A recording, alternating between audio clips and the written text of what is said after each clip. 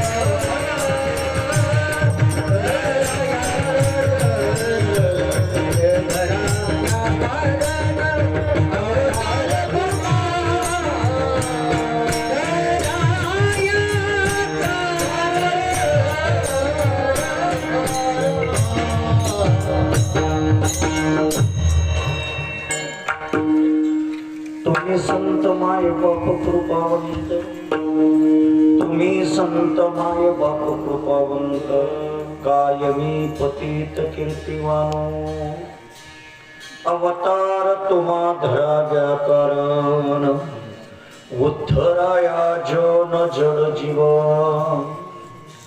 वाढावया सुख भक्तिभाव धर्म, कुळाचारी नाम विठोबाचे, अवतार तुम्हा धरा व्याकरण, उद्धराया जन जड जीवा,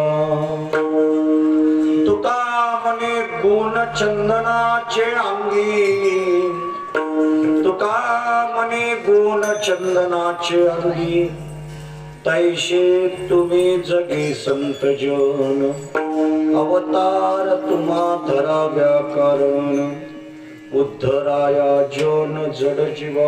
श्री संताजी माता चरणावरी, श्री संताजी माता चरणावरी, माता चरणावरी, हे करे दंडवत, हे करे दंडवत,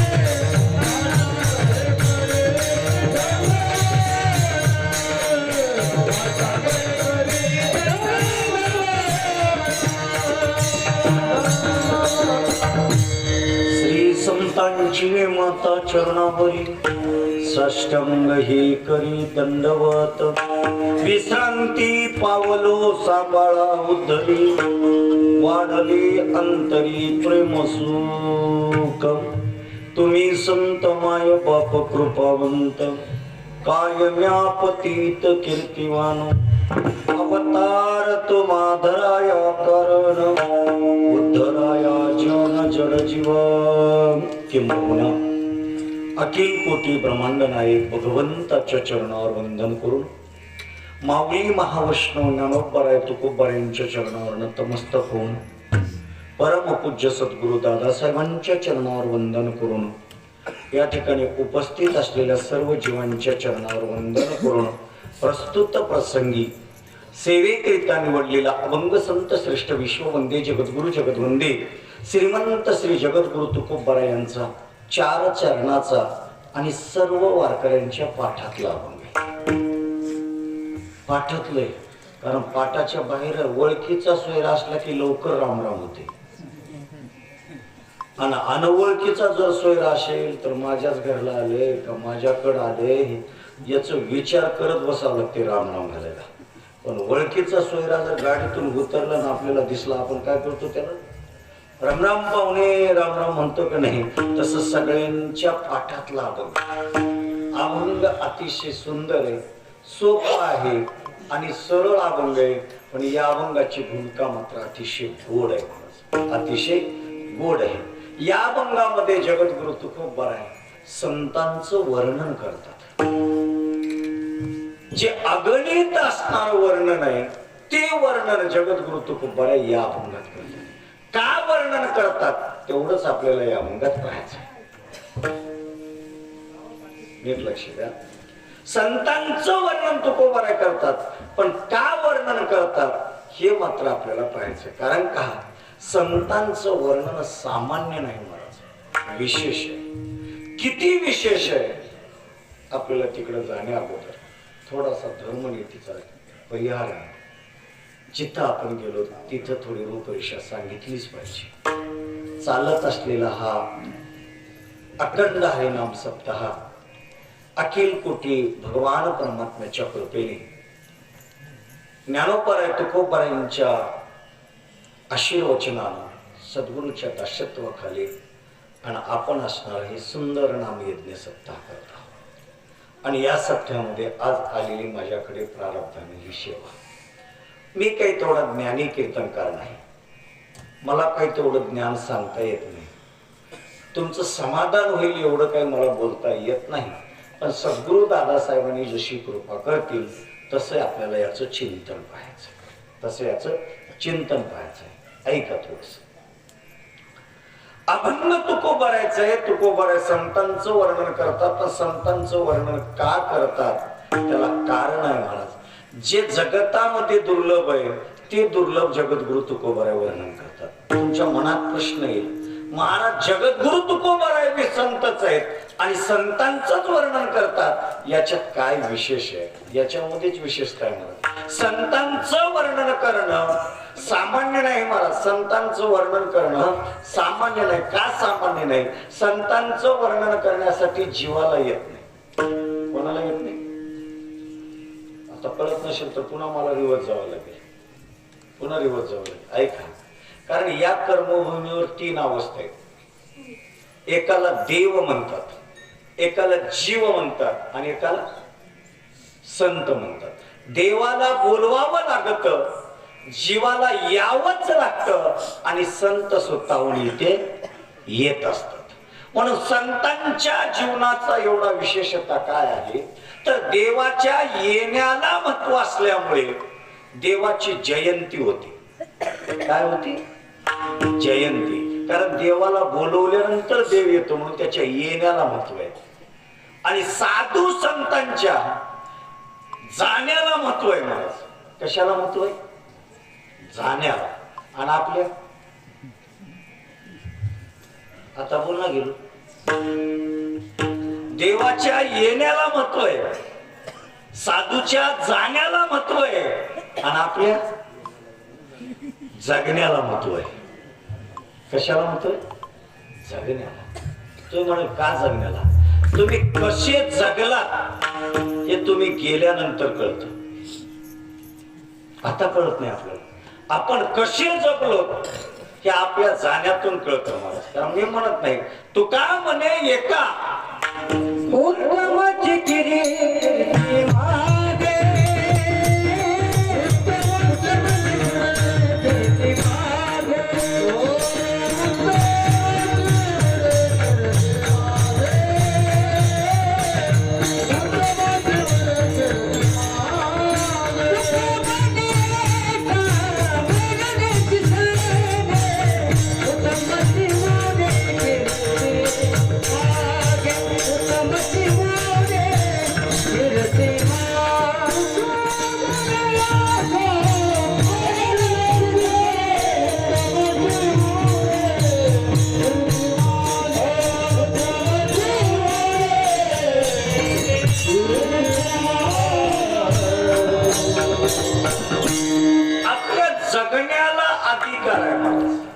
आणि आपलं जगणं कसं आहे हे आपण गेल्यानंतर कळतं. आपल्या येण्याला किंमत नाही, आपल्या जाण्याला किंमत नाही. आपण आलं की बी विटाळच आणि गेलं की बी विठाळ. म्हणून आपलं जे जगणं आहे ना, मधलं अंतर आहे ना, त्या अंतराच आपल्याला काम करायचं आणि आपण ते करत नाही ना, मग आपलं काहीच किंमत नाही. मग तुकोबाराय काय करतात नाही त्या का? आपली स्तुती करत नाहीत. तुकोबाराय देवाची स्तुती करत नाहीत. तुकोबाराय संतांची करतात का? ज्यांच्या जाण्याला किंमत आहे. सांगून जाऊ का? आज एका थोर अशा महात्म्याचा समाधी सोहळा होता. भगवान शिव अवतार निवृत्तीनाथांचा असणारा आज समाधी सोहळा होता. पण मला तिकडं जायचं नाही. आज त्यांच्या जाण्याला महत्व आहे म्हणून थोडस त्यांच्याच जे जाणं हे त्यांचं विशेषत्व असल्यामुळे संत किती विशेष असतात याचं महत्व तुकोबारायांनी जगाला पटवून दिलं. ते आपण थोडं पटवावं या उद्देशाने हा म्हणजे ऐका. संतांचं वर्णन एवढं विशेष काय आहे त्याला एकच प्रमाण देतून पुढे निघून जातो. संतांचं वर्णन देवाला सुद्धा करता आलं नाही. संतांचं वर्णन देवाला करताना नकळे तो साचा सामान्य प्रमाण आपण अनेक वेळेस म्हणून जातो. ब्रह्मदेवाला सुद्धा संतांचं वर्णन करता आलं नाही. याच्या पुढे जाऊन सांगू का? भगवान विष्णूला सुद्धा संतांचं वर्णन करता आलं नाही. भगवान विष्णूला सुद्धा संतांचं वर्णन करता आलं नाही महाराज. कारण संतांचं वर्णन देवाला जमलं नाही. एवढं विशेषत्व काय आहे तर जिथं देव सुद्धा शून्य पडले तिथं संत अधिकारानं प्राप्त झाले. याचं एकच कारण आहे, संत येताना सो इच्छेने येतात, सो इच्छेने येतात आणि जगताना सो इच्छेने जगतात. पण जगत असताना जगताचं कल्याण करतात, त्यांचं नाव आहे संत. आता तुम्ही म्हणाल संताला 4 पाय आहेत का, संताला 4 कान आहेत का? नाही म्हणा, संत आणि आपण समान आहोत, दोन्ही दिसती सारखी. कोण कोण? आपण आणि संत. पण फक्त फरक काय? वर्म जाणे तो, कारण आपण दिसायला समान आहोत, पण त्यांच्यात आपल्यात काय फरक आहे? त्यांच्यामध्ये आपल्यामध्ये एकच फरक आहे, ते इथं आल्यानंतर जगत असताना आपल्या जीवनामध्ये विकार रहित जीवन जगतात. कसे जगतात? विकार रहित. ज्यांच्या ठिकाणी कुठलंच अवगुण पाहायला मिळत नाही, आणि आपण अवगुणाची कळालं का? तेलगू सांगू बोलत जा ना थोडं. मग संतांच्या ठिकाणी एकही अवगुण नाही महाराज. तुका म्हणे तैशा सज्जना पासून पाहता अवगुण. आणि आपल्याकडे गुणाची नाही, अवगुणाची खाण आहे महाराज. आम्हाला काम आहे, आम्हाला क्रोध आहे, आम्हाला लोभ आहे, आम्हाला दंभ आहे, आम्हाला अहंकार आहे. आणि या षडविकारामध्ये आहोत. कशामध्ये? षडविकारामध्ये. आणि याच्यामध्ये आपण एवढे अडकलोत की महाराज, आपण कसं जगलो, कसं जगलं पाहिजे याच्या विसरालाच आपण विसरतो. आणि विसर पडल्यामुळे आणि संत काय करतात? या विकारालाच जिंकतात महाराज. या विकाराला या जगतामध्ये जगत असताना त्याला जिंकतात. तीही चिंता करतात महाराज. मला नवल वाटते, संत ही चिंता करतात, आपण मी चिंता करतो. आपल्याला मी चिंता नाही. आता बसल्या बसल्या मुंबई पर्यंतची चिंता होती, तिकडे जायचं नाही, उभं सांगणार. आपण मी चिंता करतो, बरोबर आहे पाटील साहेब. आणि संत ही चिंता करतात. फक्त फरक आहे, त्यांची चिंता वेगळी आणि आपली चिंता वेगळी. त्यांची चिंता कोणती? या देहाला तर आलोत, पण या देहाला आल्यानंतर याला मोक्ष कुठं भेटेल आणि याचं कल्याण कुठं होईल याचा विचार नाही. काही मी उद्धार पावेल, काही कृपा करेल नारायण, ऐशे तुम्ही सांगा संतजन करा समाधान. किंवा पुढे सांगू का? पुसावेशी हेची वाटे, जे जे भेटे तयाशी. तुका म्हणे चिंता वाटे, तुका म्हणे चिंता वाटे. त्यांनाही चिंता आहे आणि आपल्याला आहे. फक्त फरक आहे, आमची चिंता कोणती आहे सांगू का? आमची चिंता एकच आहे, नित्य उठून या. कशाची? आज पंक्तीला हे बेत होतं तर उद्या कोणतं असं. आमची चिंता ही आहे, त्यांची चिंता याची नाही, पोटाची नाही महाराज. त्यांची चिंता एकच आहे, या जगाचं हित कोणत्या तत्वानं करू, कोणत्या तत्वानं. बघा तुम्ही, हित जाणवणी.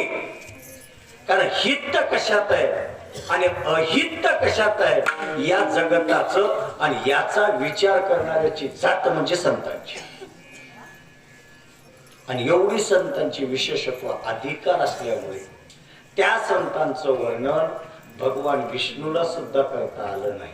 आणि त्याच संतांचं वर्णन ब्रह्मदेवाला करता आलं नाही. तुम्ही म्हणाल महाराज ब्रह्मदेवाला आलं नाही, विष्णूला कसा येत नाही? विष्णूला सुद्धा आलं नाही महाराज. मला जास्त कथा वाढवायची नाही, तुम्ही फक्त एक प्रसंग डोळ्यासमोर आणा, एकच प्रसंग. थोडं माझ्याकडे लक्ष द्या आणि थोडे आपण चला कुरुक्षेत्रावर. कुठं कुठं? कुरुक्षेत्रावर. त्या कुरुक्षेत्रावर जायचं का? कुरुक्षेत्रावर एका बाजूला असणार कौरव आहेत, एका बाजूला पांडव आहेत. आणि कशासाठी? जेवायच्या पंक्तीसाठी. कशासाठी? युद्धासाठी. आणि युद्धासाठी असताना शंख गर्जना झाली आणि गर्जना झाल्यानंतर दोन्ही बाजूचे सैन्य सज्ज झाले आणि सज्ज झाल्यानंतर भगवंताने अर्जुनाला सांगितलं उठ आणि कर युद्ध. कर युद्ध म्हणत असताना महाराज अर्जुनानं डोळे भरून पाहिलं असं आणि पाहिल्यानंतर हातातलं धनुष्य खाली टाकून दिलं. हातातलं धनुष्य खाली टाकला. भगवान म्हणले ए आणि तुला धनुष्य का टाकलास? त्यानं सांगितलं देवा तुला कळतं का? म्हणे तुला कळतं का? अरे कोणाशी मला युद्ध कर म्हणायला लागलास? त्यावेळेस भगवान म्हणायला लागले भगवान वाच. भगवान म्हणायला लागले अरे अर्जुना तुला या कुरुक्षेत्रावर आलास युद्ध करायचंय. त्यानं म्हणलं देवा जरा पुढे कोण आहेत बघ. त्याने सांगितले पुढे कोण आहे? भीष्माचार्य, द्रोणाचार्य, आचार्य, महर्षी हे सगळे आहेत म्हणे. मग देवा ज्यांच्या हाताला धरून मी चाललो, ज्याने मला चालायला शिकवलं, ज्याने मला शस्त्र उचलून कसं सोडावं हे शिकवलं आणि त्यांच्याशी युद्ध करू का? त्यावेळेस भगवान सांगितले येड्या माझ्या पायी उशाला येऊन बसताना तुला चिंता वाटली नाही का? माझ्या उशाला येऊन जेव्हा बसला होतास ना तेव्हा तुला चिंता वाटली नव्हती का मला युद्ध कोणाशी करायचे? देवा म्हणजे कळालं नाही. कळालं नाही म्हणल्यानंतर त्याला म्हणले तुला क्षत्रिय म्हणता येत नाही. कारण क्षत्रिय कोणाला म्हणतात? तलवार चालवती आली पाहिजे आणि तलवार जर त्या मॅनेतून बाहेर आला ना तिला रक्तच लागली पाहिजे, त्याचं नाव आहे क्षत्रिय. तुला म्हणता येत नाही म्हणे अरे हातामध्ये तलवार बाहेर काढलास तिला रक्त न दाखवता तशीच मध्ये ठेवलास ना त्याला क्षत्रिय म्हणत नाही. निस्त क्षत्रिय होऊन चालत नाही. आता अलीकडे लोक बघा तुम्ही, तुला म्हणणार बरं सुनील दादा नाही तो तुझ्याकडेची अलीकडे पोरावाला काय झाले ते छत्रपतीच व्हायचं लागले. कानात बाली, दाढी, बरोबर आहे ना, आणि चंद्रपूर. कोण म्हणे सदस्वती म्हणली नाही बोलणं तुम्ही मला माहित आहे. नाही मी तुम्हाला असं म्हणणार नाही, मी नाव ठेवत नाही. मला मी पुन्हा नाव ठेवत नाही म्हणून तर मी माझ्या माणसाचंच नाव घेतलं पहिले सुनील दादा. मी कोणाला नाव ठेवत नाही. ऐका प्रत्येकाला वाटायला लागले मला दाढी वाढावं, प्रत्येकाला वाटते बाली घालावं, प्रत्येकाला वाटले चंद्रपूर वाढावं. अरे बाहेरल्या वेशानं काही चलत नाही, मधून व्हावं लागते. कुठून व्हावं लागते? बरं नाही काय काय मी टाळ्याचा महाराज नाही, मी टाळ्याचा भोकेला नाही. आणि टाळ वाजू नका, टाळ वाजवा कीर्तनात ताकद असेल वाजवा. मी पुढे वाजवायला म्हणतो आता ऐका मला भोकेल नाही. बघा तुम्ही मला नाही नवल वाटते. माझं 99% कीर्तन मी तेलुगू मध्ये करतो तिकडं. शिवछत्रपतीचे तर लय करतो. प्रत्येक गावात पुतळा त्याचं ओपनिंगला माझंच कीर्तन राहते. खरं थोडं रफ बोलतो म्हणून सगळे, दुसरं कोणी एवढं रफ बोलत नाही माझ्या एवढं. मी पहिलेच सांगतो तेवढं रफ बोलतो. महाराज दाड्या ठेवतात, बाली घालतात, गाडीला झेंडा तोच राहतो, गाडीवर नाव सुद्धा राजाचं राहतं आणि कट कोणाला मारतात? कोणत्या काठीनं ओढावं लागेल यांना? आणि तुम्ही ज्याचं नाव घेता, ज्याचे जागोजागी पुतळे, ज्याचं आचरण एवढं आहे, या देशात तर त्याच्या नावाला थरथर कापतात, बाहेरल्या देशातही त्याच्या नावाला थरथर कापतात. आणि बाहेरल्या नाही, या जगामध्ये 252 देश आहेत, त्याच्यापेक्षा 152 देशात छत्रपती राजांचं पुतळा आहे. एवढं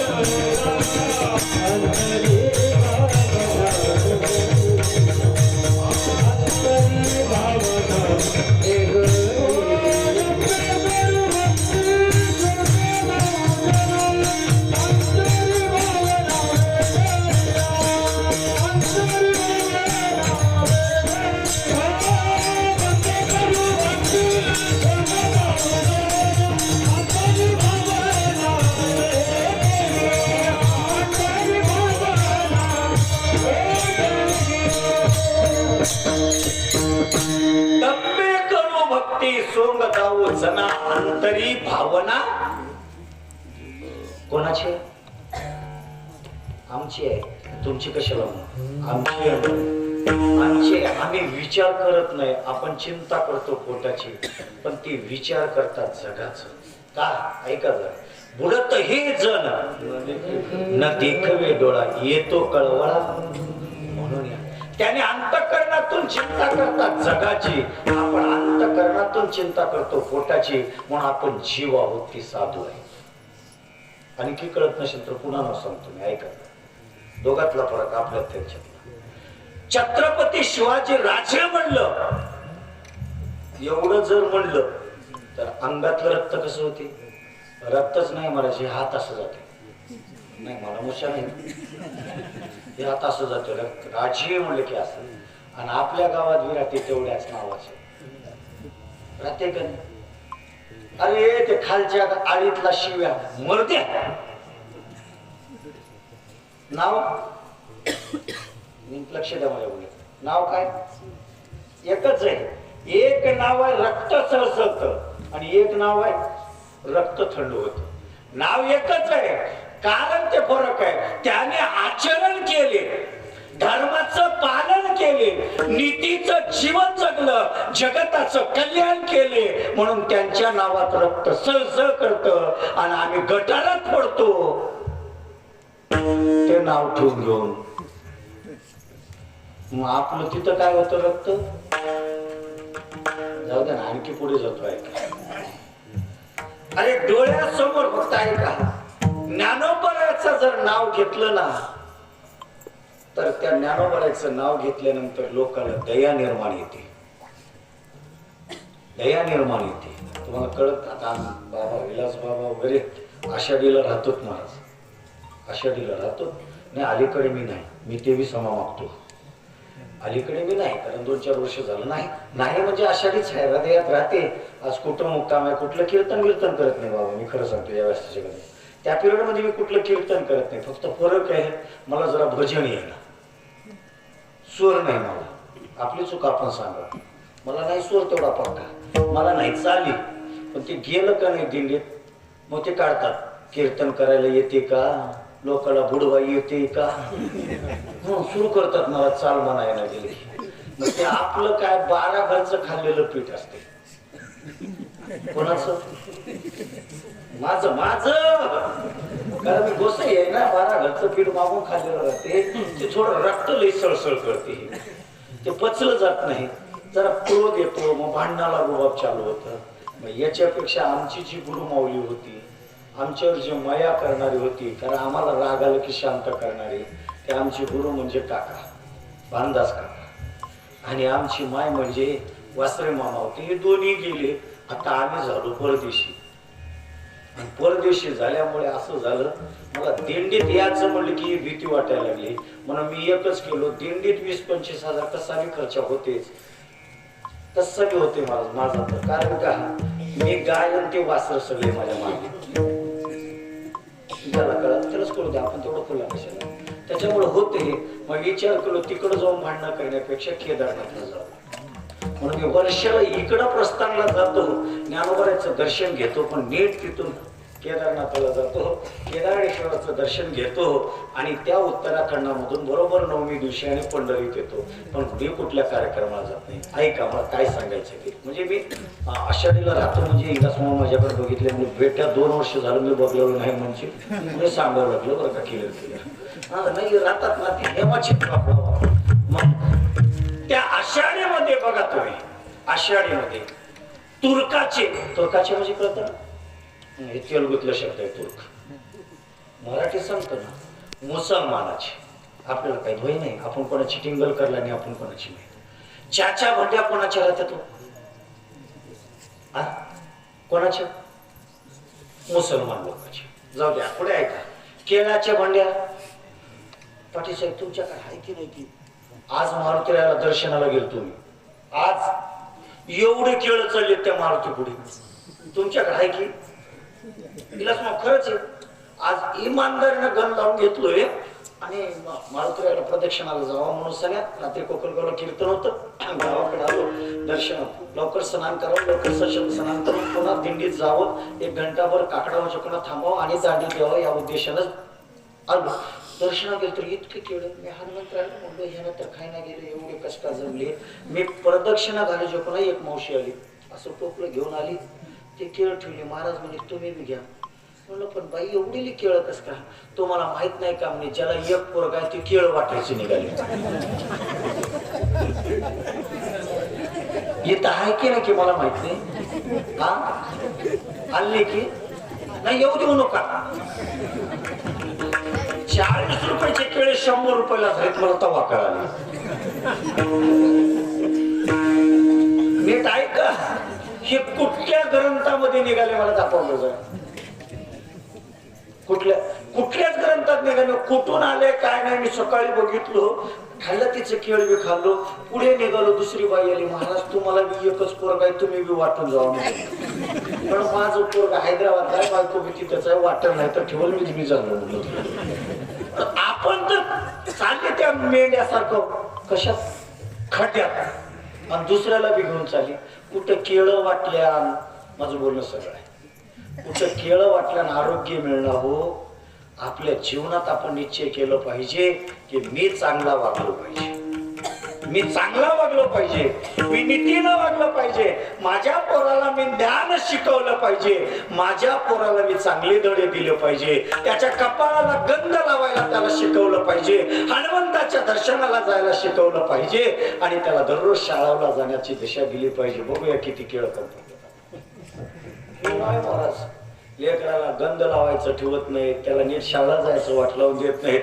केळं वाटलं चांगलं वैनामा आहे, चांगलं वागायला शिकवलं पाहिजे. ऐक मला तिकडे जायचं नाही. संत आमचे काय करतात मी सांगायला लागलो इथं. संत धर्माचं पालन करतात, नीतीचं. म्हणून माझ्या ज्ञानोबारांनी धर्म प्रचार केला, म्हणून ज्ञानोबाराच्या नावात एवढी ताकद आहे. महाराज तुर्काची हॉटेल, मुसलमानाच्या हॉटेल, मुसलमानाच्या केळाच्या भंड्या, आणि हे सगळं असताना बघा तुम्ही, ते बिचारे कधी जन्मात येऊन आमच्या ज्ञानोबाराला पाहिले नसतील. कधी ज्ञानोबाराची ज्ञानेश्वरी डोळ्यात उघडली नसेल, कधी ज्ञानोबाराला पाया पडलं नसेल, पण पोट भरण्यासाठी त्या भंडीला ढकलतात, पोट भरण्यासाठी. आणि ढकलत असताना आम्हाला म्हणतात माऊली हो जरा सरकत टाका. आणि माऊली म्हणलं की आम्ही मागे फिरतो. मलाच म्हणाले बाजूला सरकवतो. निस्त्या माऊली नाव घेतलं तर त्याला प्रत्युत्तर बोलत नाही, आणि जे गटारीत पडलेलं माऊली असते त्याला नाव दोनच आहे, एकच आहे, जीव दोन आहेत. ज्याच्या आचरणातून नाव घेतलं गेलं की तिथं शांती येते आपलापण, आणि एकाचं नाव घेतलं की बीपी वाढते. बरोबर आहे ना? एकाचं नाव. आचरण दोनच आहेत, ते बी जीवच आहेत, आपण बी जीवत. आपण मायातीत झालो आणि संत आचरणीय झाले, आणि जगाचं कल्याण हे पाहतात. पाहत असताना आपल्या जीवनामध्ये एवढं बल केलं महाराज, एवढं बल केलं की देवाला सुद्धा त्यांची स्तुती करता येणार. देवाला सुद्धा त्यांची स्तुती करता येणं गेलं. मी कुठं होतो मीच सांगतोय. कारण जेव्हा त्या अर्जुनानं बाण टाकला गेला, तेव्हा त्या अर्जुनाला समजवत असताना पहिल्या अध्यायामध्ये सांगितले, अर्जुना तू क्षत्रिय आहेस रे, हे शस्त्र असं खाली टाकू नकोस, आणि तुला हे युद्ध करायचंय.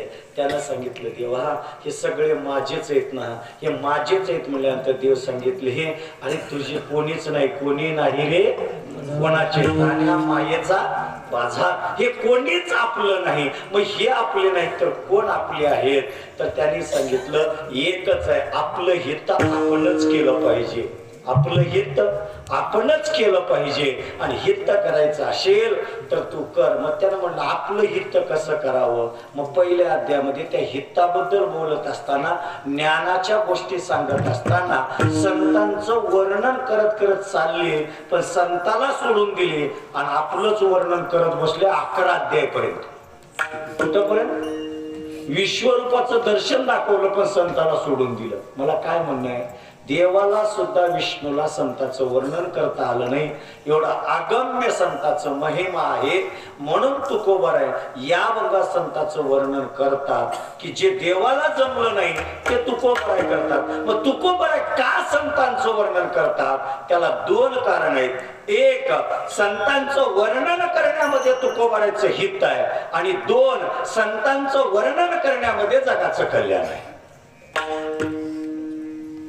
कळालं नाही का? पुन्हा सांगतोय का? तुकोबाराया संतांचं वर्णन करण्यामध्ये तुकोबाराचं हित आहे, आणि तुकोबाऱ्या संतांचं वर्णन करण्यामध्ये जगताचं हित आहे. जगाचा कल्याण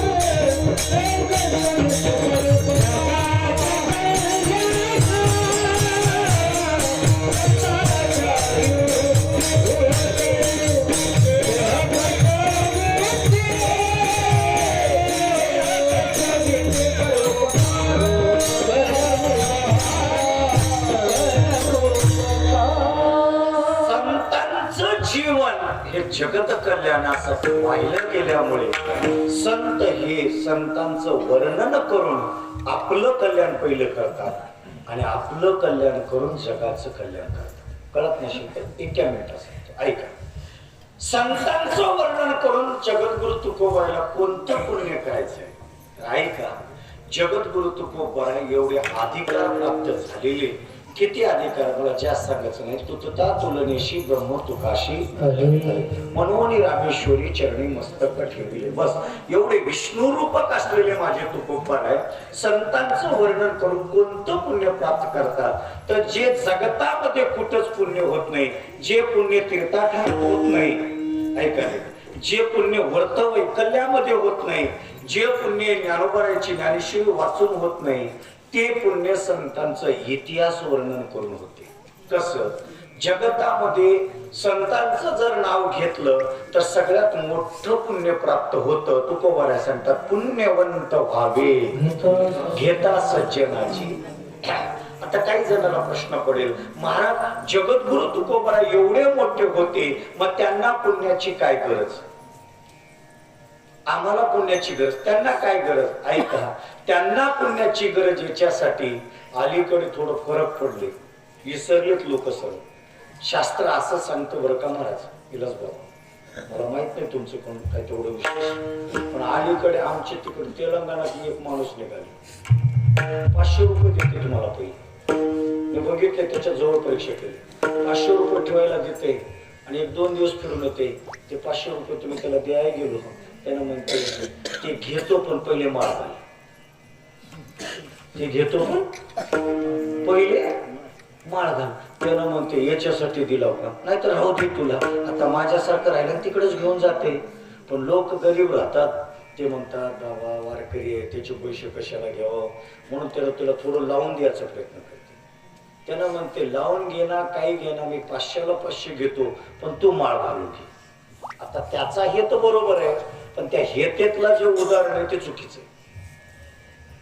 त्याचं हेत बरं आहे की कोण्या तर निमित्तानं त्याला माळ घालावी पण शास्त्र काय सांगतंय माहित आहे का, माळ घालत असताना जो साधू आहे त्याचं पुण्य बलकट आहे, त्यानं जर दुसऱ्याला माळ घालायला लागला ना, म्हणून मी खरं सांगतो या व्यासाच्या गादीवर आणखी कोणाला माळ घातली आणखी नाही. मला बरंच माझ्याकडे डिपार्टमेंट येते, मी बरंच मोठे एवढ्या म्हणजे घरात जन्माला आलो एवढं आणखी वावरतो, आणखी कोणाला माळ घातली नाही सुनीलला. मी पहिलंच घाबरतोच माझे मी, कारण मी वाचले ग्रंथ वाचलेत म्हणून घाबरतो मी, आणि माळ घातलं नाही. मला बरंच लोक म्हणते, मी मग सांगतो तिकडे आहे डिपार्टमेंट उधर जेव हमारे पास नाही, उधर हे जेव. त्याला तिकडं वाटलं होतं पण मी मध्ये घालत नाही, आमच्या पूर्वजाकडे वाटलं होतं तेच घालतात. ऐका का घालू नये माळ, त्याचं कारण एका जीवाला जर तुम्ही माळ घातला तर तुमच्या शरीरातलं 10% पुण्य संपत. किती टक्के? 10%. मग ते पुण्य पुन्हा जमा राहावं असं वाटत असेल, ज्याला घातलं त्यानं कधीच काढू नये. हप्ता पटलं बघा तुम्हाला, ज्याला घातलो ना त्यानं माळ कधीच काढू, आणि यानं वरात आलं की ते म्हणलं यानं वरात आलं की ठेवत नाही. ज्यानं माळ घालून काढलं ना त्याला अर्ध पाप लागते ते काढलं घातलं त्याला, पण ज्यानं घातलंय ना त्याचं 10% पुण्य जाते. किती टक्के? 10% पुण्य जाते. आणि असलं पुण्य गेलं तर हे पुण्य जमा करण्यासाठी संतांचंच जप करावं लागतं. कारण बघा तुम्ही, पुण्यवंत व्हावे घेता तुम्ही म्हणा महाराज हे सगळे खोटी गोष्ट आहे की माळ घातलं काढलं तर पुण्य जातं का? अहो जात महाराज, गेलंय गेलंय. देऊ का उदाहरण? नाही 11 वाजत आली, एकच मिनिटात येतो, जाऊ दे जास्त कशा. एक बार एक प्रसंग घडला, जास्त सांगत नाही, रामनाथला प्रसंग आहे. प्रसंग असा घडला, हनुमंताकडून एका साधूचा अपमान झाला. हनुमंतरायाकडून एका साधूचा अवमान झाला. घडवणारं घडवलं त्याला, हनुमंतानं ते घडून घडलं. गेल्यानंतर हनुमंतरायाला त्या सभेमध्ये निंदनीय ठरण्यात गेलं, आणि ज्याचा अपमान केला ते रामप्रभूचे दासत्व होते, हे गुरु होते. विश्वामित्राचा त्यांच्याकडून अपमान झाला. विश्वामित्रजी रामाला म्हणले, रामा तुझ्या राज्यसभेमध्ये माझा अपमान झालेला आहे. रामप्रभू म्हणले, देवा तुम्ही माझे गुरु आहात, ज्याने तुमचा अपमान केलाय ना त्याला उद्याचं सूर्यदर्शनच नाही. ज्याने तुमचा अपमान केलाय त्याला उद्याचं सूर्यदर्शन नाही, उद्यापर्यंत त्याला राहतच नाही म्हणे. सूर्य उदयाच्या अगोदर त्याचं शिरछत तुमच्या चरणाजवळ देतो, फक्त कोण तुमचा अपमान केलंय त्याचं नाव सांगा. विश्वामित्रजी म्हणले, रामा बोललं तसं तू करणार आहेस हे मला माहित आहे, पण मी बोलल्यावर तू करत नाहीस हे मला पक्क माहित. रामप्रभू म्हणायला लागले, देवा तुम्हाला काय पाहिजे? वचन पाहिजे का? वचन पाहिजे नाही. आणि रामप्रभू त्या सभेमध्ये विश्वामित्राच्या हातामध्ये हात दिले, सांगितले, कोणी तुमचा अपमान जर केला असेल तर त्याचं नाव सांगा, उद्याचं त्याला सूर्यदर्शन नाही. यानं तिथंच बसून होतं. कोण? हनुमंतराय तिथंच बसून होती. डोळ्यातून पाणी गाळलं ना महाराज, त्याला माहित आहे वचन देणारा रामप्रभू आहे, आणि हे काही तंबाखूला वचन दिल्याने असं देणार नाही म्हणे. लोक देतात ना मला असं देतात जोर, तसं नाही म्हणे. वचन दिला तर हात तुटल पण वचन मोडणार नाही. मग काय करावं? घरी आमचं नक्कीच आले हो. मी आत्ता नजर गेली माझी, कडे मागे बसले ती. जाऊ द्या, नाही बालमित्र आहे बरं का, त्याला बघितलं की मला आनंद वाटते. जाऊ द्या, असो गेलो, असं आहे आमचं काम. असं वचन दिले. वचन दिल्यानंतर हा रडायला लागला. विश्वामित्रजीने नाव सांगितलं, कोणी अपमान केलं नाही, तो हनुमंतराय अपमान केला नाही. हनुमंतराय अपमान केला म्हणल्यानंतर रामप्रभू सांगितले वचन. आणि रामप्रभूचं असं होतं, एक वचनी एक बाणी एक पत्नी. हनुमंतराय रडायला लागले. सीतामय्या पशी गेले. सीतामय्या म्हणायला लागले, मैया कसं हो म्हणे आता. आई साहेब म्हणले, मी कसं सांगू तुला, किती दिवस झालं दासत्व केलास, तुला कोण एवढी दुर्बुद्धी दिली? म्हणले नारदानं सांगितले. कोण सांगितलंय? नारदानं सांगितलंय. म्हणजे त्याच्या जवळ जा. नारदाजवळ गेले. नारदाला म्हणले, दादा अरे त्याचं वचन ऐकावं असं म्हणलंय म्हणून तुझं ऐकलो, पण एवढं वर्म असेल मला माहिती नाही, आणि हे केलास का? त्याने सांगितलं माझं काम नाही, वशिष्ठाचं आहे. बघा आता हे धागी दोरी वशिष्ठाकडे गेले आणि वशिष्ठाच्या चरणावर पाया पडले आणि म्हणले, गुरुराज हे काय केलं म्हणले? हनुम्या घाबरू नकोस, एक बार ऐकलंस ना हनुमंतराय तू, आता दुसरं माझं ऐक. तुला काहीच धक्का लागत नाही, तुला काहीच धक्का लागत नाही. एक कर, मी तुला सांगतो, माझ्या शब्दावर विश्वास ठेव आणि तू काय कर माहितीये का? नदी तीरावर जा, एक मोठ्या असणाऱ्या शिळेवर बस, डोळ्यापुढे रामप्रभूची मूर्ती बसव. त्याने सांगितलं, हे तर माझं काम आहे. डोळ्यासमोर बसव, कायनं वाचनं मनानं, आणि तू त्याचं भजन कर. एवढंच माझं काम कर, तुला उद्या मृत्यू नाही मी सांगतो. विश्वास बसलं पुन्हा वशिष्ठावर. दिवसभर रडत रडत हिंडले सगळीकडे, आता उद्या मला नाही, उद्या मला नाही. आणि मध्यरात्रीच्या पहाटेच्या प्राणाला उठले, गंगेवर गेलं, शिळेवर बसले, हातामध्ये चिपळ्या घेतल्या आणि प्रभूचं भजन करायला लागले. आणि भजन करत असताना सकाळचा मुहूर्त, विश्वामित्रजीला रात्रभर झोप आली नाही. म्हणे यानं काय हनुमंताला मारत नाही मला माहित आहे. म्हणे सकाळी सकाळी सूर्योदयाच्या अगोदर अयोध्येमध्ये प्रवेश केले, राजदरबारात गेले, म्हणायला लागले, रामा. रामप्रभू म्हणले, देवा पाठीपासून त्या हनुम्याला हुडकवला, कुठे गेले की? अख्खा अविद्या हुडकिलो म्हणे, ते दिसणं आहे. विश्वामित्र म्हणले, मला माहिती होत रे, त्यानं तुला सापडणार नाही का, तूच पळीलाची. बघा, तूच पळीलाची. त्याने रामप्रभू सांगितले, गुरुराजा मी तसा नाही हो. त्यानं कुठं गेले की म्हणे, मी पूर्ण अविद्येतली गल्ली गल्ली हिंडलो म्हणे त्याला हुडकत, पण कुठं मला त्याचा पत्ता लागणार गेलाय. एवढं म्हणजे कोणा नारद तिथं होते. नारदानं सांगितलंय, मला माहित आहे कुठं बसले. बघा आता, मला माहित आहे म्हणे कुठं बसले ते. रामप्रभू म्हणे कुठं? नदीच्या तीरावर बसलाय म्हणे, शिळेवर. आणि चला तिथं. चला म्हणल्यानंतर रामप्रभू विश्वामित्रजी तिथं आले आणि नारदजी आले. दुरून दाखवलं महाराज. दाखवल्यानंतर हनुमंतराय भजन करत होते.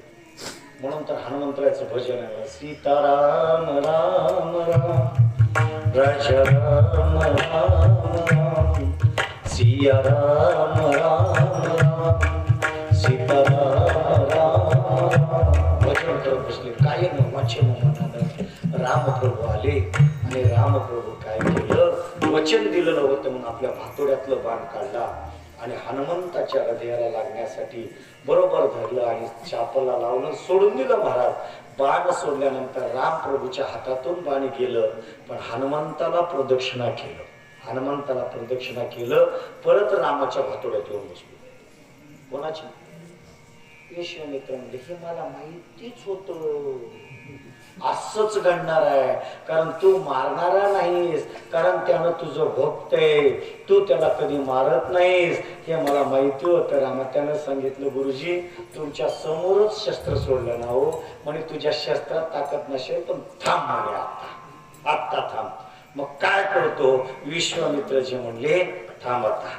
10,000 वर्ष मी तप केलेलं पुण्य वाया जातं. आणि 10 असं हातात घेतलं, पाणी घेतलं, म्हणायला लागले, मी जर 10,000 वर्ष तपश्चर्या केली असेल आणि शुद्ध पुण्य जर माझ्याकडे असेल, तर मला त्या 10,000 पुण्यशस्त्राचं एकच पुण्याचं एकच शस्त्र मला मिळावं आणि तेही एकच धनुष्याची काळी मिळावी. आणि एवढं म्हणल्यानंतर ते 10,000 पुण्याच्या बळावर एक धनुष्याची काळी मिळाली. त्यानं घेतला आणि रामाच्या हातात दिला आणि म्हणला, आता सोडा म्हणजे त्याच्याकडे, बघूया त्यानं कसं मरत नाही. आणि ते घेतलं ना रामप्रभूनं, लावलं चापाला आणि अशी वडल्याबरोबर काडी सोडली महाराज. पण त्या प्रसंगी माझी हनुमंतराया कायनं वाचनं मनानं देहानं आत्म्यानं त्या सगळ्या वर्गीनं फक्त रामाचं भजन करत होते. त्यांना बाहेरले दशा काहीच माहित नव्हते, कारण ते कसे झाले होते, विषयी विसर पडिला विशेष अंगी ब्रह्मरस ठसावला. आणि अशा वृत्तीमध्ये चिपळ्या घेऊन असे भजन करलाले. ते धनुष्याचं बाण गेलं, पण हृदयाला लागलं नाही, हनुमंताच्या पायापाशीच थांबलं. कुठं थांबलं? पायापाशी. वशिष्ठ आले. वशिष्ठ म्हणले, विश्वामित्रा तुला किती अहंकार होत सांग. म्हणले, एवढं तप केलं, एवढं पुण्य आहे, काय उपयोगाला? काय उपयोगाला? अरे 10,000 वर्ष तप केलेलं पुण्य एका शस्त्राला दिला, ते शस्त्र जाऊन त्याला मारलं नाही आणि तुझं पुण्य कमी झालं का नाही? तसं जसं विश्वामित्राचा अहंकाराच्या बळावर पुण्य गेलं ना, तसं आमच्यासारखे महाराज माळ घातली आणि त्यानं काढलं की ह्याचं पुण्य पुण्य जात. मग आता तेवढं जर पुण्य करायचं असेल तर काय करावं लागतं? पुण्यवंत व्हावं लागतं. आणि ते पुण्यवंत होण्यासाठी संतांचे चरित्र गावं लागतं. म्हणून संतांचं वर्णन करावं लागतं. एक कारण. आता दुसरं कारण असं आहे मला, संतांचं वर्णन संत का करतात? तर संत चरित्र या जगताला कळालं पाहिजे म्हणून संतांचं वर्णन करतात. आता कसे वर्णन करतात मी एकच लक्षण सांगतो आणि माझ्या विषयाकडे म्हणजे पुन्हा आणि अभंगाच्या लक्षणाकडे येतो. बाजूला जात नाही, ऐका थोडस लक्ष द्या. थोडस. भगवान ज्ञानोबाराया समाधी कोण्या शतकात घेतली?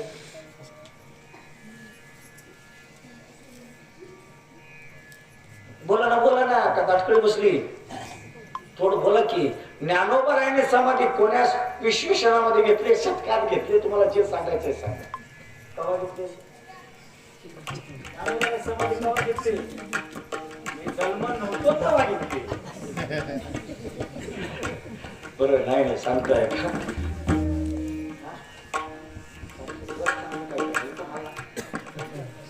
1200 शतकामध्ये घेतली. कोण्या शतकामध्ये? 1200. ऐका नीट ऐका, मला जास्त ओढायचं नाही. एका मिनिटात. 1200 शतकात ज्ञानोबारायांनी समाधी घेतली. ज्ञानोबाराय समाधी घेत असताना जगतासाठी जे ज्ञान द्यायचं होतं, ज्ञानोबारायांनी ती ज्ञानेश्वरी आणि काय झालं माहितीये का? नामदेवरायांनी ती ज्ञानेश्वरी घेतली आणि ज्ञानोबारायांच्या समोर ठेवली. कुठं ठेवली? समोर, विवरामध्ये म्हणजे समाधीच्या ठिकाणी.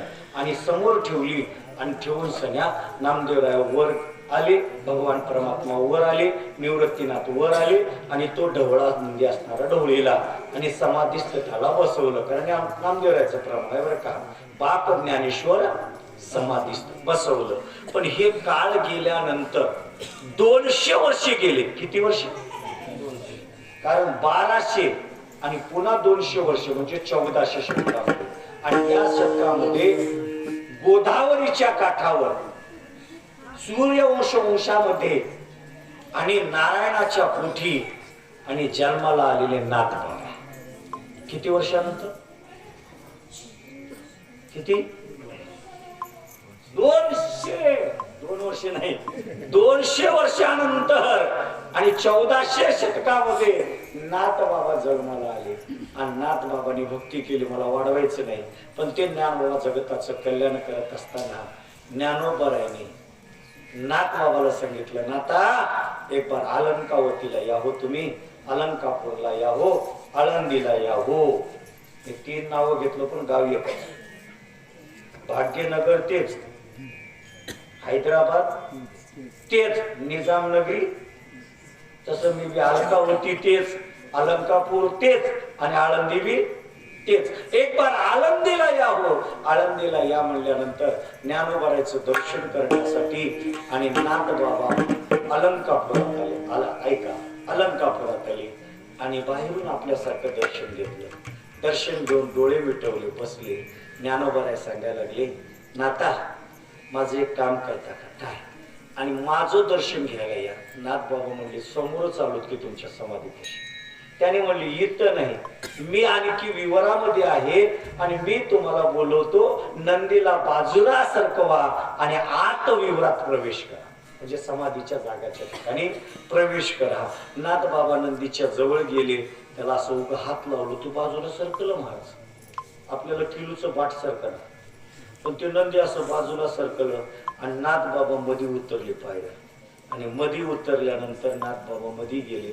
डोळे भरून माझ्या ज्ञानोबारायला पाहिलं महाराज. आणि पाहिल्याबरोबर ज्या वेळेस ज्ञानोबारायला पाहिलं ना, मग नाथ बाबाने पाहिलं आणि नाथ बाबा बघितल्या ज्ञानोबारायला बघितलं आणि म्हणायला लागले, वाह, जगाची माऊली आजबी आहे म्हणे, आजबी आहे.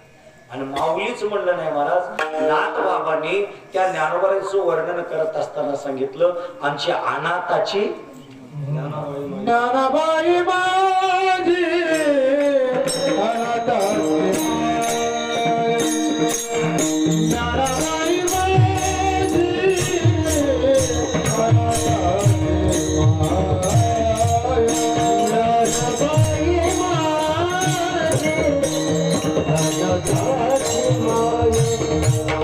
Nada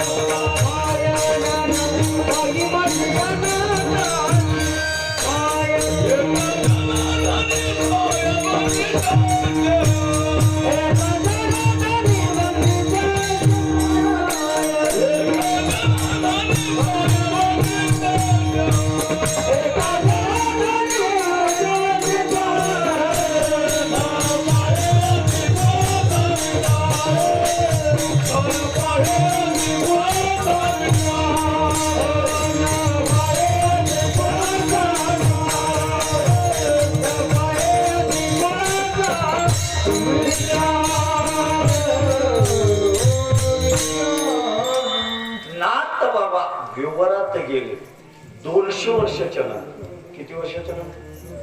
200 वर्षाच्या नंतर आत गेले. ज्ञानोबाराकडे पाहिलं आणि म्हणायला लागले, बस आज माझे भाग्य झालं आणि माझी माय मला मिळाली. काय मिळाली? माय. आणि माय मिळाली म्हणले आणि ज्ञानदादांच्या चरणावर डोकं टेकवलं. नुसतं डोकं टेकवलं नाही हो, ज्ञानोबाराला बोलायला लागले आणि नाथबाबा म्हणायला लागले, बाबा मला एवढ्या मध्ये बोलवण्याचं कारण काय? 2च कारण आहेत म्हणे. एक कारण तुला असणारा साक्षात्कार करणं आणि दुसरं कारण माझ्या कंठाला लागलेली अजानाची मूळ बाजूला काढ. मग त्याने अजान वृक्षाची मूळ कंठाला लागलेली बाजूला काढली. पण मला पुढचं बोलायचं, काढली बाजूला आणि माझं कल्याण कशात आहे? त्यावेळेस ज्ञानोबारांनी सांगितलं, इथंच बस. मध्ये बसवलं आणि सांगितलं, इथं बसून या असणाऱ्या ग्रंथाचा अभ्यास कर, ज्ञानेश्वरीचा अभ्यास कर. आणि आत बसले महाराज, ज्ञानेश्वरीचा अभ्यास केला आणि अभ्यास करून नाथबाबांनी नाथ दर्शन घेतलं आणि ती ज्ञानेश्वरी जगाला दाखवण्यासाठी वंदन केली. हातानं बाहेर घातले, हाताने. आणि हातानं बाहेर आणून या जगाला सांगितलं, येडे हो, संत असणारे माझे ज्ञानोबर आहेत आणि ते नुसते सामान्य नाहीत, तर तुमच्या माझ्यासाठी ते कसे आहेत नाथबाबा सांगतात. साधकाचा मायबाप दर्शने हरिता सर्वाभूती सुखरूप ज्ञानोबा माझा. आणि हे जगाला सांगत असताना ज्ञानोबांनी जे ज्ञानेश्वरी केली त्या ज्ञानेश्वरीचा प्रचार नाथबाबा सांगतात, भाव धरून या ज्ञानेश्वरी कृपा करी हरी तयावरी नाथराया झाले नसते तर आम्हाला ज्ञानोबाराय कळाले नसते आणि तुकोबाराय झाले नसते तर नाथ महाराज कळाले नसते, निळोबाराय झाले नसते तर आम्हाला तुकोबाराय कळाले नसते, सद्गुरु दादासाहेब आम्हाला भेटले नसते तर आम्हाला पंढरपूर भेटलं नसतं. हे लोक फक्त आपल्या कल्याणासाठी पुढे गेलेल्या संतांचं मार्ग आपल्याला दाखवतात आणि जगाचं कल्याण करतात. म्हणून हे कल्याण करतात म्हणून तुकोबाराय या संताला आपल्या जीवनामध्ये कोणती उपमा अभंगाच्या पहिल्या देतात. तुम्ही संत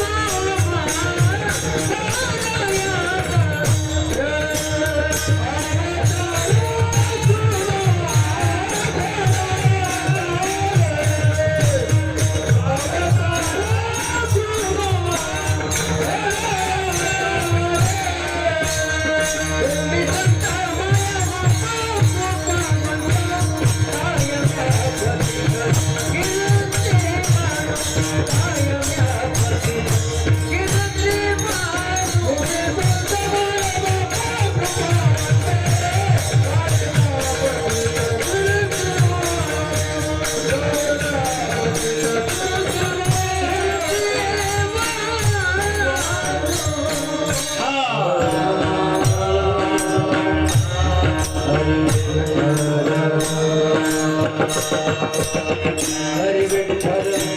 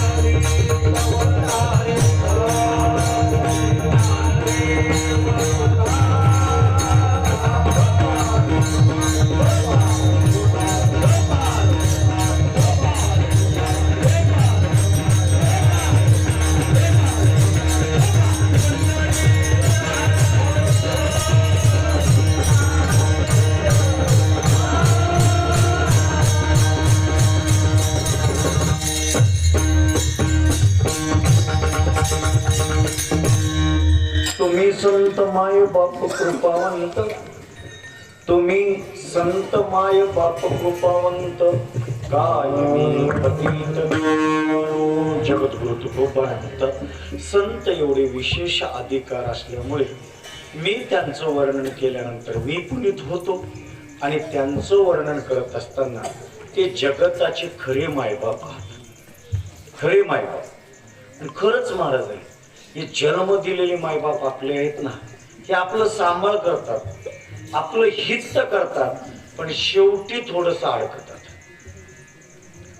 कारण आपल्याला सांभाळ करतात, पण यांच्या सांभाळण्यामध्ये थोडीशी माया अडकते. कारण बघा तुम्ही, लोभा कारणे पाळती, पुढे माय बापे सांभाळती, लोभा कारणे पाळती. आता एकच असतं आणि खरंच बी आहे महाराज. पण या अलीकडे तेवढ्या लोभानं पाळून सुद्धा अलीकडे एवढा अवघड विशेष आहे महाराज. बघा तुम्ही, आम्ही आळंदीला जेव्हा शिकायला 2000ला होतो ना संतोष दादा, तेव्हा एक बी वृद्धाश्रम नव्हतं आळंदीत. फक्त एक होतं पंढरपूरला अनाथ आश्रम, तिथं सातारकडच्या मठाच्या थोडं वर अर्बन बँकेपाशी. पण आळंदीत काही नव्हतं. आता आळंदीत 5 वृद्धाश्रम. किती? 5. कारण हे कलीचा दोष आहे. काय करतात मायबाप आपल्यासाठी किती कष्ट करतात. थोडकं बघा, मला जास्त पुढे जात नाही मी, टायमिंगच्या पुढे कधी जात नाही. 9:15 माझ्या गळ्यात विना आले, 11:15च्या पुढे मी जात नाही. का जात नाही? कोरोना आल्यापासून मी बी थोडा आजारी आहे. मी आजारी असून तर दुसऱ्याला कशाला सांगावं. 2 तासाच्या वर थांबलं की माझ्याही पोटात दुखते आणि मलाही सुद्धा गादी लवकर सोडावं वाटते बाजूला. मग आपण जर मर्यादा टायमिंग पाळलो ना, तर आपण मी मोकळे, बसलेली बी मोकळी. कारण कोरोना झाल्यापासून, चिकनगुनिया झाल्यापासून गुडघे गेले कामातून. गुडघ्यानं आपल्याला पूर्ण बसता येत नाही. आणि ह्या कोरोनामध्ये कोणता रोग सुद्धा की महाराज, चांगल्या चांगल्याला 2 रोग आहेत. एक शुगर आणि एक माझी जातीची. तेव्हा तिकडे जायचं नाही. शुगर आणि 80% लोकांना महाराज, 80% लोकांना. याला कारण आम्ही आहोत. कधी तुम्ही विचार केला नसेल, मी विचार केला.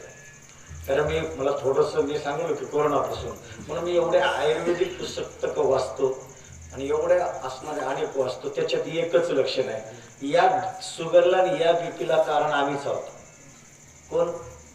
आम्ही. कधी पूर्वी तुम्ही सांगा, पाटील साहेबलाच विचारतो आमच्या, कधी ज्वारीला औषध मारलं होतं का? आणि आता पहिले ज्वारीला कधी औषध मारत नव्हते, कधी खत टाकत. आणि आता 2 बार 3 बार औषध. आणि ही औषधे जी आहेत ना, हे केमिकल. आणि या केमिकलमुळे एवढा गचाव वातावरण झालंय महाराज. बघा तुम्ही, रात्री हिरवा असलेला आंबा सकाळी पिवळा जळतो. कशाला? इंजेक्शन दिलं की संपलं महाराज. सफरचंदाला इंजेक्शन दिलं की संपलं, टमाट्याला इंजेक्शन दिलं की संपलं. भोपळा तर एवढा लागतो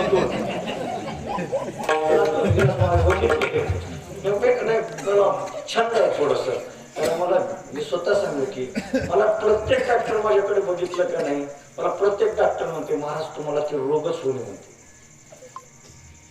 प्रत्येक डॉक्टर महाराज. पण मला जोडलाय म्हणून मी प्रत्येक वेळेस विचार करतो कारण का जोडला असेल. तर मला नंतर सगळ्या वाचनातून कळालं, मला आग लई उपासाची. मला उपास धरायचं लई छंद पहिलेपासून. मी पहिले 2 वर्ष अन्नच खाल्लो नाही.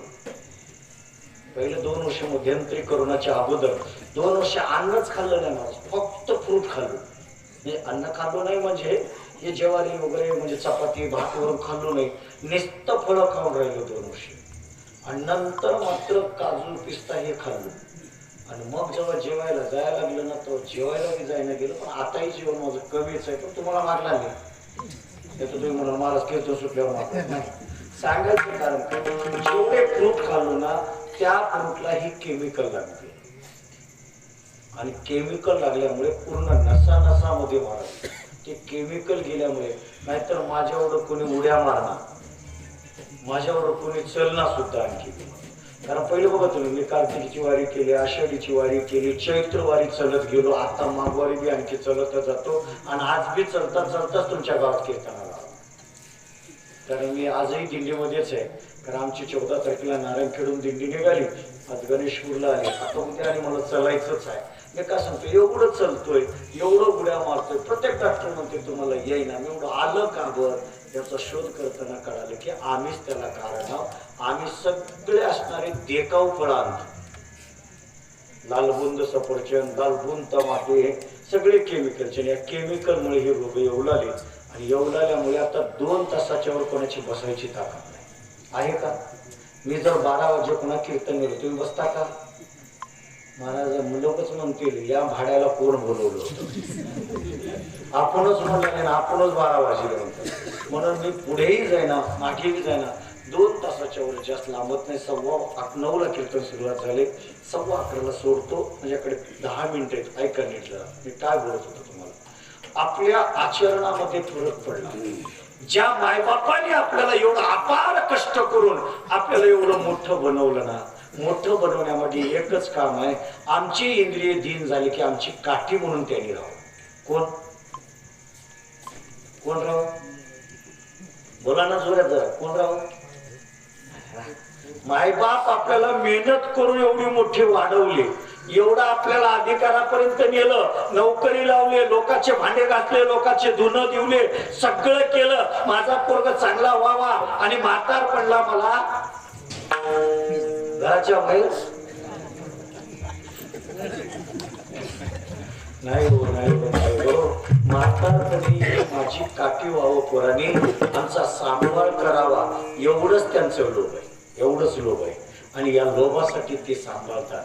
पण माझे साधू संत ज्ञानोपाराय तुकोबाराय नाही कुठलं लोभ धरलं नाही महाराज. त्यांनी एकच धरलं, फक्त या जीवाचं कल्याण. माये बाप सांभाळले ती लोभा कारणे पाळी ती. आणि आमचे संत काय करतात, दया करणे जे पुत्राशी तेच दास्याने दाशी. आणि एवढं करत असताना काही येत नाही महाराज. फक्त यानं यमाचा पाहुणा होऊ नये, यानं देवाचा पाहुणा झाला पाहिजे, एवढंच अंतःकरणामधलं हित. आणि एवढं हित करणारे मायबापापेक्षा अधिकारी जर कोण असेल, 80 कळवळ्याची जाती करीला भावी न प्रीती. आणि एवढी जात कोणाची असेल तर ते फक्त साधू संतांची आहे. म्हणून माझे तुकोबा म्हणतात, तुम्ही संत माय बाप कृपावंत, तुम्ही माझे माई आहात, माझे बापही आहात. कळत नसेल एकच मिनिट घेतो ग. माझ्या बुद्धीमध्ये आलं, पोटामध्ये आलं, ओटापर्यंत आले, जर सांगणार गेलं तर ते फुगून राहतील. एकच मिनिट घेतो, ऐका. शेवटचा प्रसंग सांगतो, ऐका. ज्ञानोपाराय व्यासनाला शुद्धीपत्र आणायला, मंजी करण्यासाठी विठ्ठलपंत रुक्मिणी शुद्धीपत्र आणायला निघाले. तेव्हा त्यांचा एका बाळाची तुटातूट झाली. एका बाळाची त्र्यंबकेश्वरला, मी चरित्र सांगणार नाही पुढे. त्यांची एका बाळाची तुटातूट झाली. त्या बाळाचं नाव आहे निवृत्तीनाथ. आणि मुंजी करायचं होतं निवृत्तीनाथाची. शुद्धीपत्र आणावं, पैठणला जावं. पण जात असताना 12 ज्योतिर्लिंगीपैकी एका ज्योतिर्लिंगाचं दर्शन करावं म्हणून त्र्यंबकेश्वरला गेले. आणि त्र्यंबकेश्वराचं दर्शन घेतलं. आणि त्र्यंबकेश्वराचं दर्शन घेतल्यानंतर निवृत्तीनाथांनी आपले पिता म्हणजे विठ्ठलपंताला म्हणायला लागले, पिताजी आपण काही काळ इथे राहू का? का मला थोडं विधेय अवस्था वाटते. याचं एकच कारण आहे, सदाशिवाचा स्वामी निवृत्ती आणि विधेय अवस्था राहावं. मग म्हणले इथं काय करायचं, इथं जे जे क्षेत्र आहेत आपण ते पाहू. दुसऱ्या दिवशी आणि ब्रह्मगिरी प्रदक्षिणा करायला निघाल्या. प्रदक्षिणा करायला लागल्या. महाराज एक आहे पंढरपूरची प्रदक्षिणा आहे, अलंकापूरची प्रदक्षिणा आहे, त्र्यंबकेश्वरची प्रदक्षिणा आहे. पण अलंकापूरची प्रदक्षिणा 20 मिनिटात होते, पंढरपूरची प्रदक्षिणा 30 मिनिटात होते, आणि त्र्यंबकेश्वरची प्रदक्षिणा 6 तास फास्ट जाणार आहे. आणि जे डंगरे आहेत,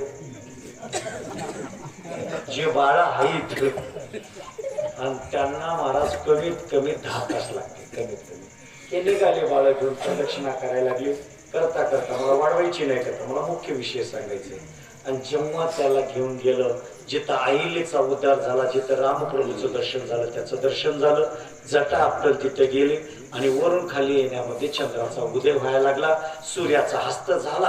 आणि एवढ्यामध्ये त्या घनदाट अरण्यातून आपल्या बाळाला घेत असताना रुक्मिणी आई साहेबा आपल्या हातामध्ये, एका हातामध्ये सोपानाला धरलं, एका हातामध्ये असणारं चिमुकल्या मुक्ताईला धरलं. विठ्ठलपंतांनी एका हातामध्ये ज्ञानोबारायांना धरलं, एका हातामध्ये निवृत्तीनाथाला धरले. आणि नगराच्या जवळ त्र्यंबकेश्वराच्या यायला लागले. थोड्याशा अंतरावर थोडस मंदिराचे दीप दिसायला लागले. पण तेवढ्यामध्ये अंधकारामध्ये काल परवा जसं अचानक पाऊस आलं, मनी नाही भाव, हे कसं पाठे बघ, मनी नव्हतं, ध्यान नव्हतं, काहीच नव्हतं. अचानक वारं आलं, पाऊस आलं का नाही. आणि तसं अचानकच महाराज वारं सुटलं. आणि त्या वारामध्ये बाळाला हे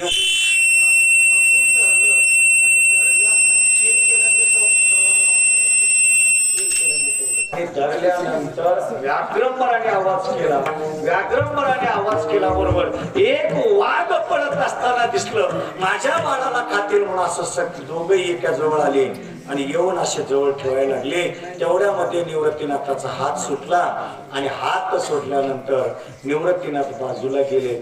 निवृत्तीनाथ बाजूला गेल्यानंतर महाराज व्याघ्रंबर निवृत्तीनाथाच्या पाठीमागे लागले. पुन्हा असणार त्याने वर ब्रह्मगिरीला जायला लागले. जात असताना वर चढता चढता उजव्या बाजूला गेले आणि उजव्या बाजूला एक विवर होतं. विवरामध्ये प्रवेश केले. व्याघ्रंबर मध्ये गेले. शिळा झाकली गेली आणि झाकल्यानंतर इकडं मात्र रडायला लागले. निवृत्ती म्हणून सूर्य उदयापासून पर्यंत डोळ्यातलं पाणी थांबलेलं आहे. रुक्मिणी आई साहेबांच्या, विठ्ठल पंताच्या, ज्ञानोबरायांच्या आणि सोपानाच्या, मुक्ताईच्या डोळ्यातलं पाणी थांबलेलं आहे. पुन्हा सूर्योदय झाला आणि सगळ्या त्र्यंबकेमध्ये आणि वार्ता कळाली की यांचं एक बाळ गेला, यांचं एक बाळ गेला. शोध करूया. दुसऱ्या दिवशी पूर्ण डोंगर शोधले पण कुठलाच पत्ता लागत नाही. महाराज दुःखवटा झाला. पुढे असणार शुद्धीपत्र आणाय जाणार, ज्याच्यासाठी शुद्धीपत्र आणायचं होतं त्यानं मात्र आपल्यापासून दुरावला. पुन्हा अलंकापुरात आले आणि अलंकापुरामध्ये राहायला लागले. पण जिथं विवरात गेला ना, त्या गेलेल्या विवरामध्ये तो वाघोबा नव्हता, तो नाथपंथी नाथ होता. तो नाथपंथी नाथ होता आणि त्या नाथाचं नाव आहे गहिनीनाथ.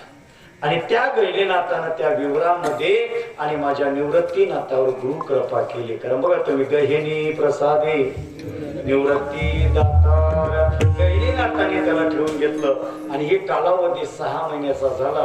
पूर्ण त्याच्यावर नाथ दीक्षा दिली. त्याला जालिंदर विद्या शिकवली, त्याला व्याघ्रा विद्या शिकवली, त्याला भगवान रेणुका कशी प्रसन्न करून घ्यायची, देवी आराधना कशी करायची, सगळ्या विभूत्या शिकवल्या आणि निवृत्तीनाथाला नाथ दीक्षा दिली. कोणती दीक्षा?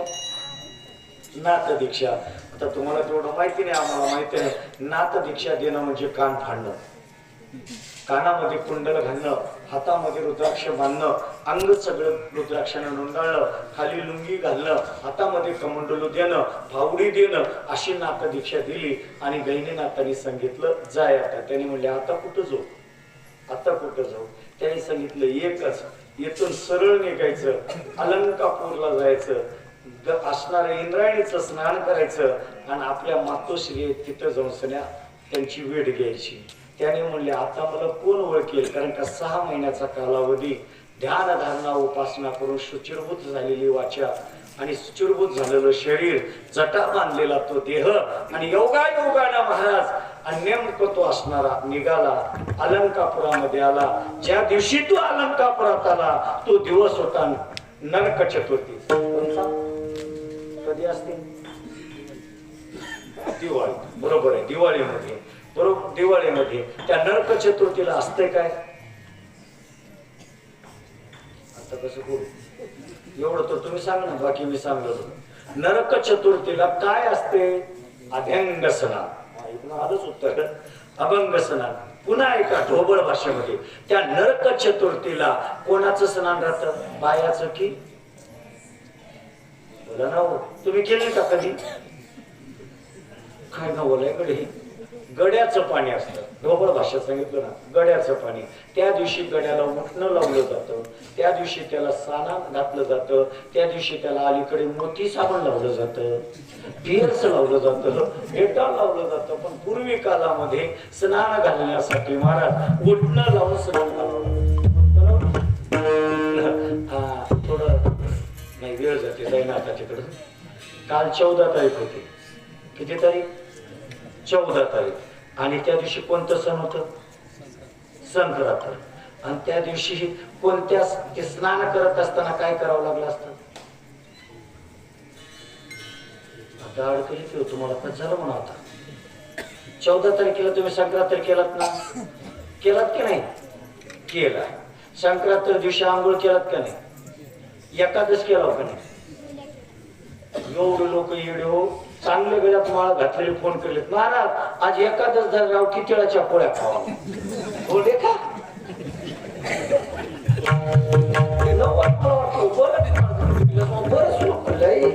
आज ढोस कुठते एवढे येडे महाराजा.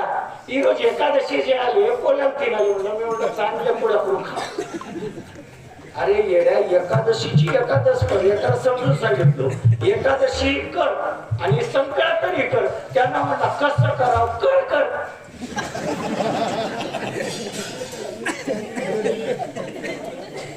महाराज नाही विनोद म्हणून सांगलं नाही तुम्ही कशी केलं नाही शास्त्र मर्यादा आहे. वारकऱ्यानं तीळ खाऊ नये आणि तिळगुळाचे पुण्य घेतल्याशिवाय राहू. वारकऱ्यानं एकादशीला तीळ खाऊ नये. आता किती जण खाल्ले लहान लहान आहेत माझ्यापेक्षा लहान आहेत मग सांगते किती जण तीळ खातो सगळे पटलं नाही. हे सांगू जाऊ का यांना सगळं माप आहे. तुम्ही म्हणा तुमच्या माणसाला माफ करला आम्हाला जोड धावला नाही. मी पुन्हा शास्त्र सांगतो एकच मिनिट. 12 वर्षाच्या खाली एकादश नाही 70 वर्षाच्या वर एकादश नाही. कुठला बी ग्रंथ काढा माझ्याकडे आम्ही काढून देतो. 12 वर्षाच्या खाली एकादश नाही 70 वर्षाच्या खाली एकादश नाही आणि 12 ते 70 या एकादशीमध्ये तिखट खाणं नाही.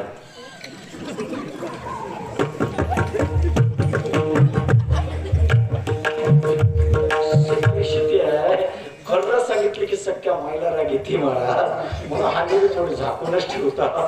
जाऊ द्या मला तिकडे जायचं नाही. एकादशीला आपल्याला एकादशी व्हावं आणि एकादशीला आपल्याला तीळ खाऊ नये म्हणून त्या दिवशी काय राहतं काळे तीळ. कोणते तीळ? काळे तीळ आणि पांढरे तीळ हे दोन्ही तीळ आपण स्नान करणाऱ्या पाण्यामध्ये टाकलं पाहिजे. टाकलं का कसं होईल आमचं एकादशीला खायचं म्हणून समजावं नाही. अशी काही नियम आहेत मग तिकडे जायचं नाही. तसं दिवाळीमध्ये मी पहिले सांगितलं नरक चतुर्थीला भरायचं पाणी. सकाळच्या प्रहाराला निवृत्तीनाथ इंद्रायणी आले स्नान केले. पहाटेचे 3:30 वाजले महाराज आणि 3:30 वाजता असणार त्या इंद्रायणीवर स्नान करून विभूती संचरून रुद्राक्ष अंगाला धारण करून हातामध्ये कमंडल घेऊन फावडी घेऊन आणि नाथ महाराज सिद्ध बेटाकडे निघाले. आणि इकडं पाट्याचं ब्रह्ममुहूर्त आहे. ब्रह्ममुहूर्तावर महाराज ज्ञानोबाला माझ्या स्वप्न पडलं. सिंधू ग्रंथ काढा मी नाव सांगायला लागलो. ज्ञान सिंधू नावाचा ग्रंथ आहे आणि ज्ञानोबारांचं चरित्र जर पाहिजे असेल तर विलास बाबा 1-2 अध्यायचं नाही 65 अध्यायचं चरित्र आहे. किती अध्यायचं? 65 अध्यायचं. आम्ही एवढं घेऊन तिथून बांधून ठेवतो. 65 अध्याय ज्ञानोबारांच्या चरित्राचे वाचा. आपण वाचत नाही लावत नाही आपण ग्रंथ लावतो. मूळ ग्रंथ वाचल्यानंतर सगळं मिळतं मला. जाऊ द्या. आणि त्या ज्ञान सिंधू ग्रंथात वर्णन केलेलं आहे. निवृत्तीनाथानं आणि नाथ दीक्षा घेतल्यानंतर रुद्राक्ष धारण करून सनी सिद्ध बेटाकडे निघालेत ना ज्ञानोबारायला स्वप्न पडायला ज्ञानोबारायला स्वप्न पडतं. आज तुझं भाग्याचा उदय आहे. आज तुला महात्म्याचं दर्शन होणार आहे. आज तुझ्या जन्माचं सार्थक होणार आहे. आज तुझ्या जीवनामध्ये श्रीगुरु रूपाचं असणार प्राप्ती होणार आहे.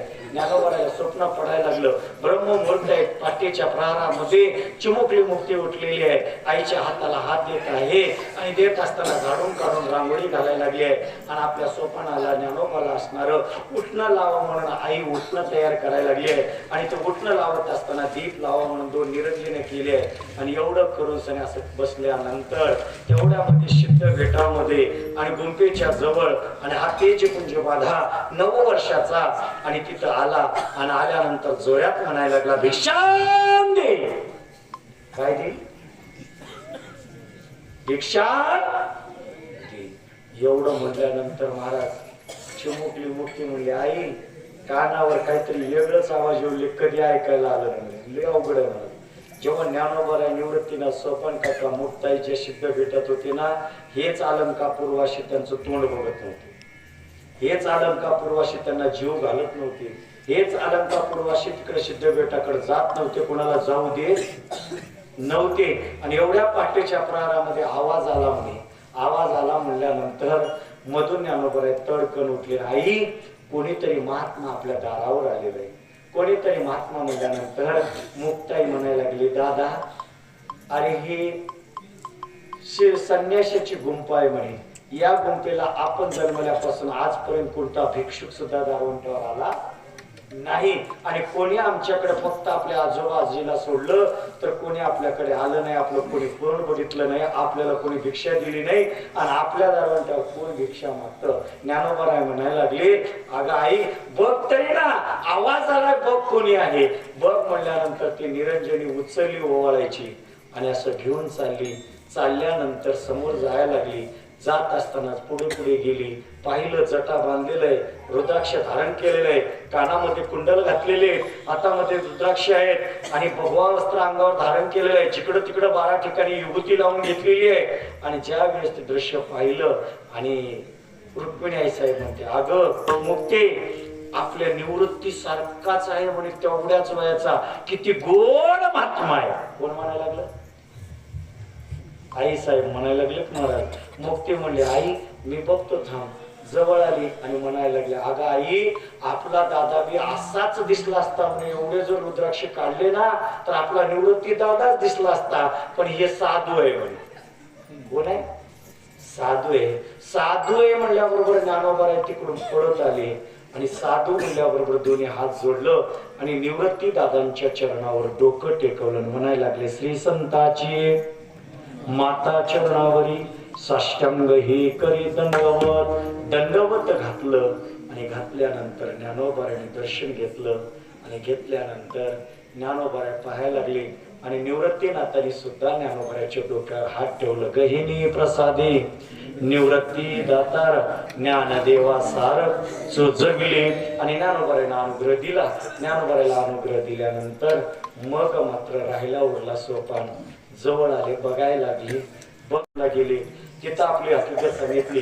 शुद्धीपत्र बाळाचं करण्यासाठी पत्र लिहून आणलं, अलंकापूर वाशांच्या हातात दिलं आणि अलंकापूर वाशाने ती वाचलं. सांगितलं, तुम्हाला शुद्धीपत्र मिळेल, तुमच्या बाळांची मुंजी होईल, फक्त एक आहे म्हणे, तुम्ही देहांत प्रायश्चित्त घेतलं पाहिजे.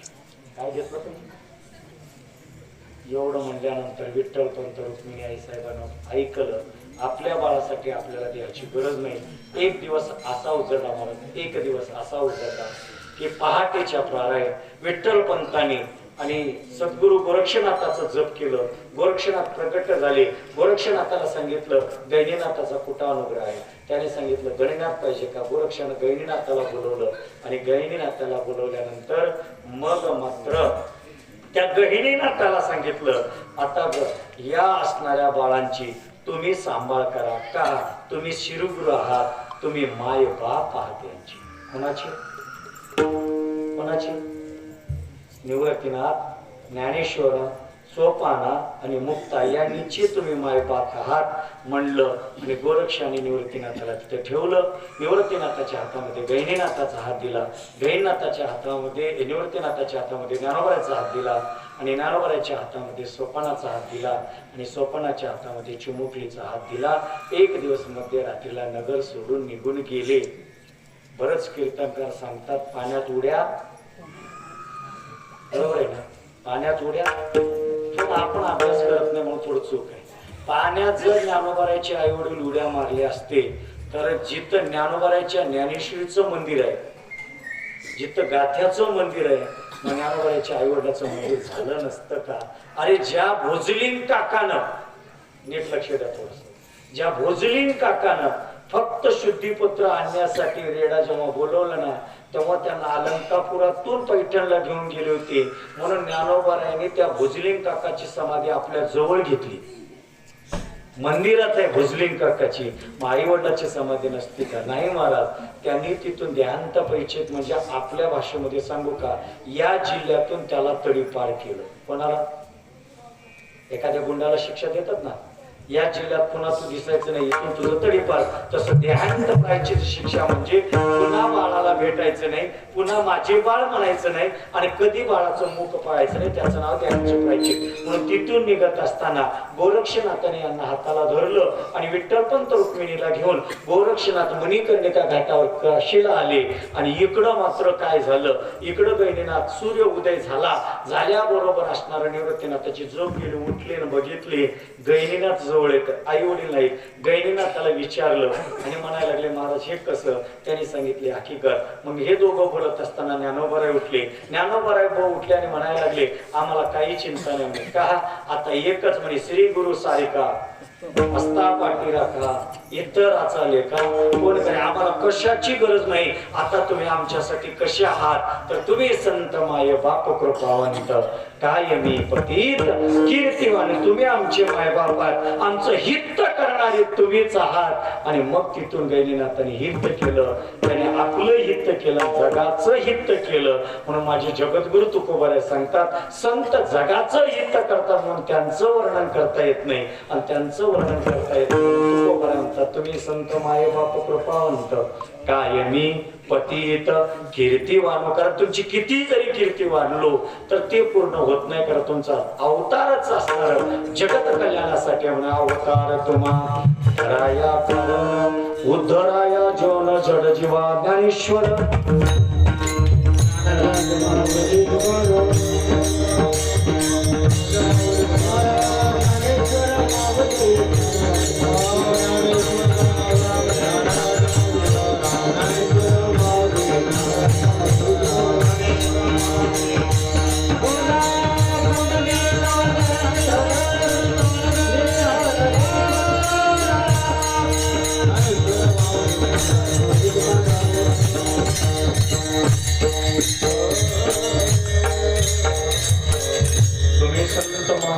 कृपावंत कायमी अपतित कीर्तिवानो. अवतार तुम्हा धराया कारण उद्धराया जन जड जीवा. येतामध्ये येतावकात झालेली सेवा अखिल कोटी ब्रह्मांड नायकाच्या चरणावर समर्पित करतो आणि तुम्हा सर्व मौली लहान थोर वृद्ध सर्व जीवांच्या चरणावर वंदन करतो. आतापर्यंत जे तुमच्या समोर मांडलं याच्यामध्ये तुमची 5 मिनिटं जास्त घेतले. कारण 11:15 मी म्हणलो होतो 11:20 माझ्या घरीमध्ये 5च मिनिट तुमचे जास्त घेतले. 1 मिनिट घेतो. या मनुष्य देहाला आलात एक विचार करा. जगतामध्ये संत मायबापाने आपल्यासाठी शरीर झिजवलंय म्हणून एकच करा. त्या संतांच्या शब्दावर विश्वास ठेवा, त्या संतांच्या असणाऱ्या काव्यावर विश्वास ठेवा आणि त्या संतांनी जे धर्म सांगितलं त्या धर्माचं पालन करा. संतांच्या शब्दावर विश्वास ठेवा म्हणजे काय करा? जीवनामध्ये दररोज ज्ञानोबाराच्या ज्ञानेश्वरीचं चिंतन करा. दररोज जीवनामध्ये जगद्गुरु तुकोबाराच्या गाथ्याचं चिंतन करा. दररोज जीवनामध्ये नाथबाबांच्या भागवताचं चिंतन करा. त्यांच्या शब्दावर विश्वास ठेवा आणि त्यांनी जसं सांगितलं त्याप्रमाणे धर्मनीतीचं पालन करा. आणि आपल्या जीवनामध्ये आपण सात्विक वर्तीला, सदाचार वर्तीला आणि आपल्या जीवनामध्ये धर्म पालन करून आपलं जीवन मोक्ष दशेकडे न्या. याच्यासाठी संतांचं जीवन आहे. संतांनी हेच केलं हेच सांगण्यासाठी तुकोबाराय या संतांचं वर्णन करतात. म्हणून झालेली सेवा पुनश्च सर्वांच्या चरणावर समर्पित करतो आणि या ठिकाणी सेवेला पूर्ण विराम देतो.